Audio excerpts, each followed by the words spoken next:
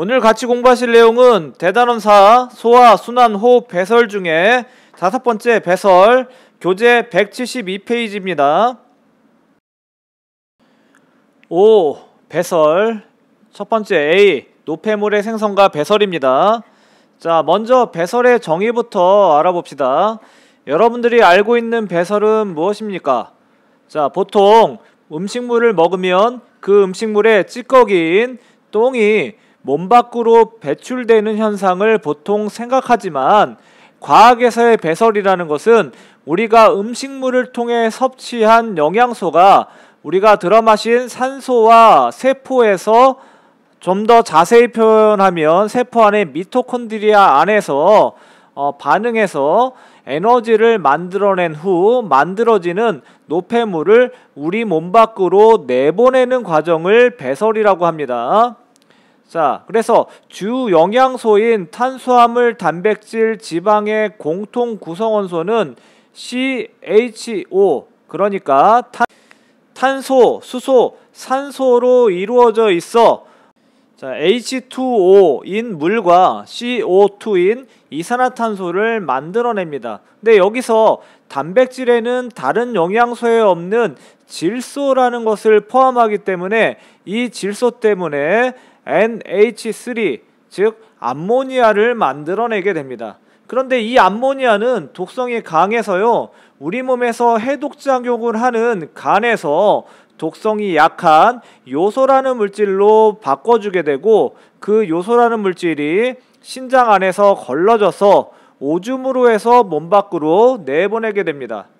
자, 나머지 물과 이산화탄소 중에 먼저 물은 오줌과 날숨에 섞여서, 날숨이라는 것은 우리가 내뱉는 숨 있죠?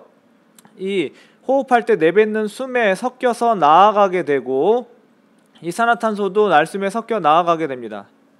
자, 우리가 유리나 거울에 대고 입김을 불어보면 그곳에 약간의 물기가 생기죠?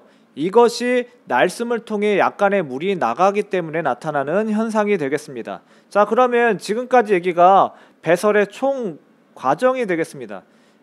자, 여기까지만 얘기하면 크게 어려운 건 없는데, 자, 이제 하나하나 이제 자세하게 이제 들어갑니다. 여기서도 마찬가지로 신장, 즉 콩팥의 구조와 그 내부 구조의 명칭들을 여러분들이 잘 기억하셔야 합니다. 여기도 마찬가지 그림이 굉장히 중요합니다. 172페이지 맨 밑에 나와 있는 콩팥의 구조와 사람의 배설계 콩팥 내부 그림, 요 그림을 꼭 기억하시고 여러분들이 알아두셔야 합니다. 자, 그러면 자, 맨 위에 밑줄 치면서 나가겠습니다. 자, 맨 위에 1번 배설. 자, 밑줄 쳐주세요. 세포호흡으로 영양소가 분해되어 생성된 노폐물을 몸 밖으로 내보내는 과정.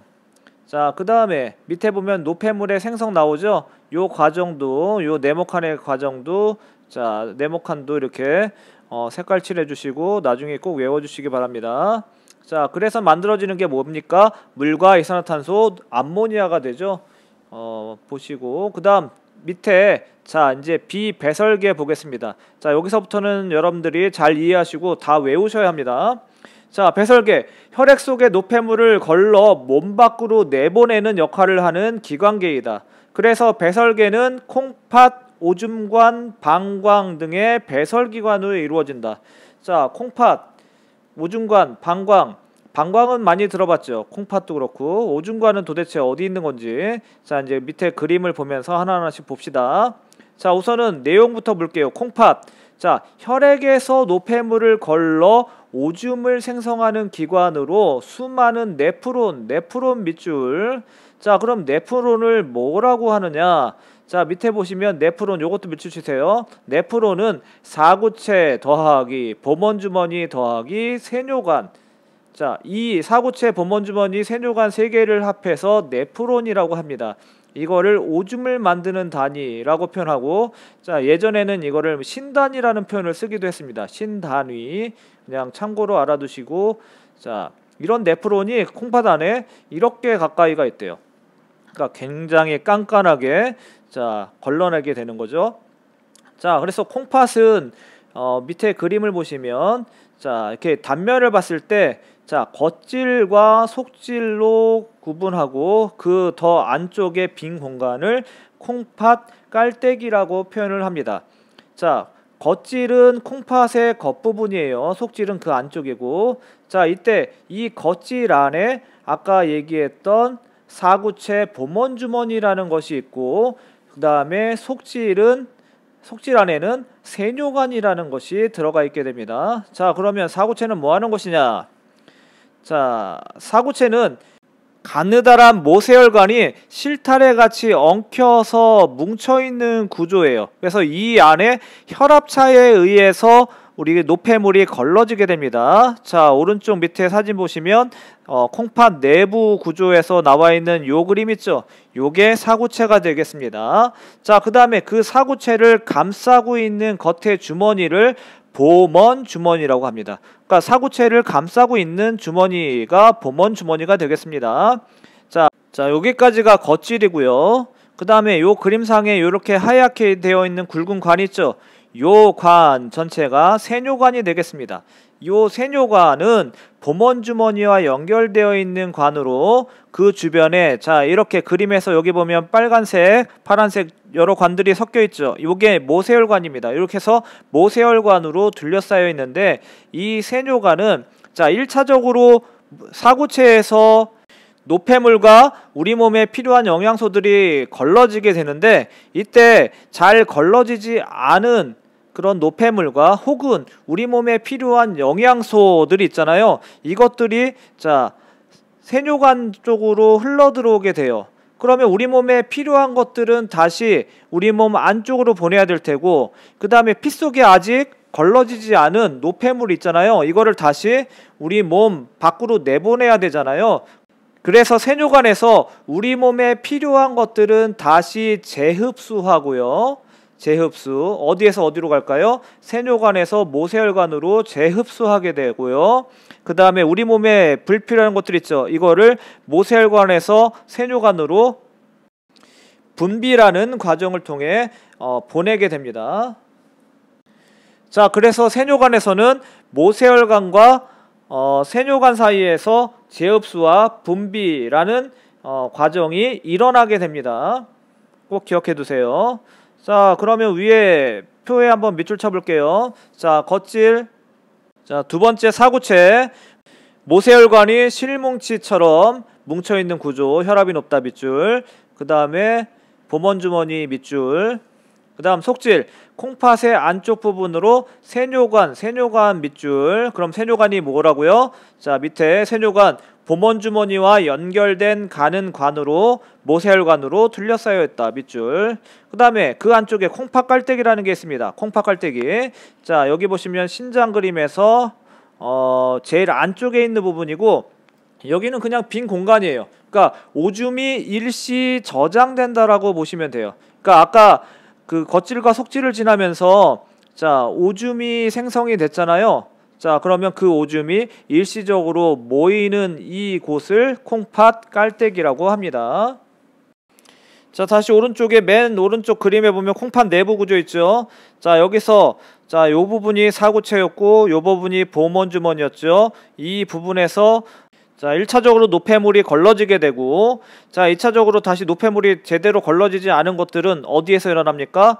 요 부분 세뇨관과 모세혈관 사이에서 재흡수와 분비 과정을 거쳐서 오줌이 생성되게 되는데, 이 오줌이 집합관을 거쳐서 콩팥 깔때기로 이동하게 됩니다.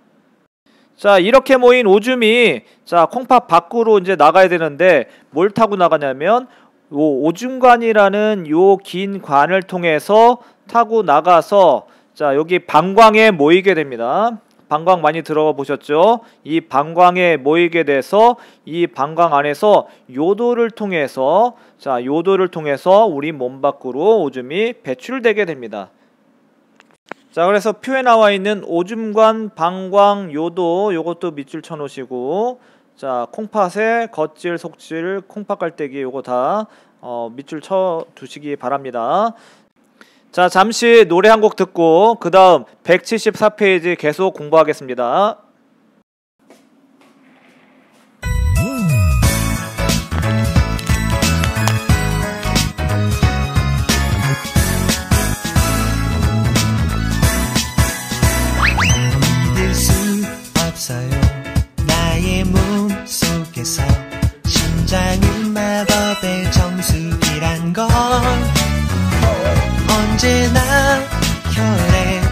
속의 노폐물 여과가 쉽지는 않겠지만 겉질과 속질과 콩팥 깔때기 있을 뿐이죠. 다시 재흡수 분비할 거라고 세뇨관에서 맞바꾸죠. 포도당 아미노산과 높은 요소를 사구체 진화보만 주머니 건너 세뇨관을 넘어 멀리 콩팥 깔때기가 보여 이제 오줌관 방광으로 가요. 방광이 차면 오줌이 마렵죠. 요도통에 내보내면 날아갈 듯 시원해지지요. 우리 몸에 마법의 시간이 재흡수 분비와 여과를 하죠.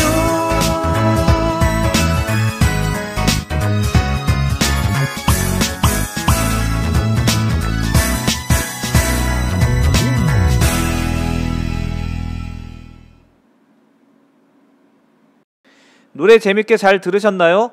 이 노래가 여러분들 공부하는데 많이 도움이 됐으면 좋겠습니다. 자, 174쪽입니다. 먼저 오줌 생성 과정에 대한 신장의 모식도를 그려보겠습니다. 모식도라는 것은 실제 모양은 아니고 신장의 기능만을 가지고 간단하게 그린 그림입니다. 자, 지금 그리고 있습니다. 여러분들도 이 그림을 그리실 수 있어야 되고요. 이 내용을 꼭 필통 노트에다가 그려서 옮겨주시기 바랍니다. 자, 거의 다 됐습니다.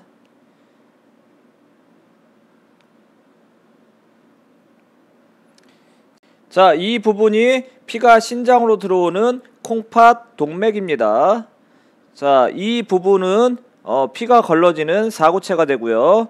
자, 이 부분은 사구체를 감싸고 있는 본먼주머니가 되겠습니다.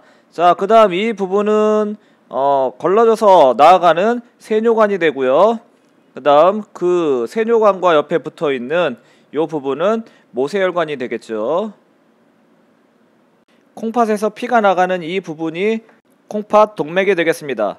콩팥 정맥으로 들어오는 혈액의 구성 성분을 보면 혈구, 단백질, 지방, 물, 요소, 포도당, 아미노산, 무기염료가 있는데 이것이 사구체와 본먼주머니를 거쳐 걸러지면서 물, 요소, 포도당, 아미노산, 무기염료만 남게 됩니다. 이때 지방, 단백질, 혈구는 걸러져 콩팥 쪽으로 들어오지 않습니다.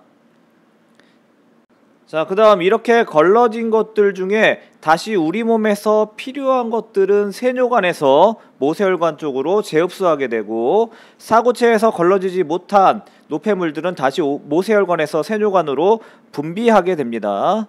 요 과정 기억해 놓으세요. 자, 이 과정을 통해서 오줌이 만들어지는데 이 오줌 안에는 물, 요소, 무기염류만이 남아 몸 밖으로 배출되게 되는데 이 오줌의 생성과 배설 경로가 중간에 나와 있습니다. 자, 꼭 참고해 주세요. 자, 그래서 지금까지 설명한 이 내용과 모식도를 반드시 외워주시고 필청노트에 다시 한번 강조합니다. 꼭 정리해 주세요. 그 다음 오른쪽 플러스 강의 1번에 배설의 의가 나와 있습니다. 이 부분 꼭 외워주시고 별표 쳐주시기 바랍니다. 자, 그 다음 다시 왼쪽으로 돌아와서 중간쯤에 오줌의 생성과 배설 경로라는 얘기가 나와 있습니다.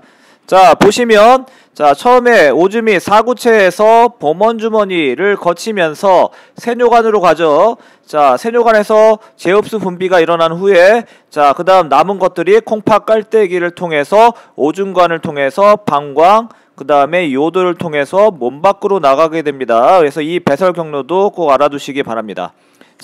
자, 밑에 보시면 혈장, 여과액, 오줌의 성분 비교해서 오줌의 생성 과정 이해하기 위해서 나와 있죠. 이것도 잘 한번 읽어보시고 잘 이해가 안 가시는 것들은 바로 질문해 주시기 바랍니다. 자, 그 다음 마지막 D, 기관계의 통합적 작용에서 나와 있죠. 처음에 우리가 음식물을 섭취합니다. 그러면 그 음식물이 소화계를 통해서 그 음식물이 잘게 부서지고 그 안에서 우리가 필요한 영양소랑 물을 흡수하게 되고요. 그 나머지 찌꺼기들은 자 대변으로 해서 나가게 됩니다. 자 그렇게 우리가 흡수한 영양소와 물은 자 순환계 즉 혈액을 통해서 우리가 필요한 곳으로 돌게 되는데 이때 자 호흡계도 마찬가지로 호흡계를 통해서 우리에게 필요한 산소를 흡수하게 되고 필요 없는 이산화탄소를 다시 방출하게 되죠. 자 이런 과정을 순환계와 같이 이제 작용하게 되고 이렇게 해서 우리의 세포에 조직 세포에 영양소와 산소를 주게 되면 거기서 에너지를 발생시키면서 노폐물을 만들게 되죠. 그 노폐물은 어딜 따라 나갑니까? 자 배설계 즉 콩팥을 따라 거기서 걸러져서 우리 몸 밖으로 배출되게 되는 과정입니다. 그래서 이 전체를 지금 우리가 한 단원으로 해서 지금까지 배운 내용을 통합적으로 지금 알아봤습니다. 잘 이해하시고 잘 모르는 내용도 바로 질문해 주시기 바랍니다. 자 오늘도 수고 많이 하셨습니다.